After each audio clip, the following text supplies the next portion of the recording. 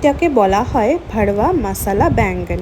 এটা কিন্তু পেঁয়াজ রসুন দিয়েও বানানো যায়, কিন্তু আমি এটা পুরো নিরামিষভাবেই করেছি। তারপর কড়াইতে খানিকটা সর্ষের তেল গরম করে তার মধ্যে দিয়ে দেব সাদা জিরা, শুকনো লঙ্কা ফোড়ন। তার মধ্যে এক এক করে স্টাফিং করা বেগুনগুলো ছেড়ে দেব। বেগুনগুলো ভাজা হতে হতেই আমি একটা বাটিতে নিয়ে নেব কিছুটা স্টাফিং, টক দই, শুকনো লঙ্কার গুঁড়ো, জিরের গুঁড়ো, গরম মশলার গুঁড়ো, হলুদ, লবণ। বেগুনগুলো তুলে নিয়ে দিয়ে দেব টমেটো আর টক দইয়ের মিক্সচার। তেল ছাড়লেই দিয়ে দেব পরিমাণ মতন জল। গ্রেভিতে হালকা বয়েল আসলেই এক এক করে স্টাফ বেগুনগুলো দিয়ে দেব।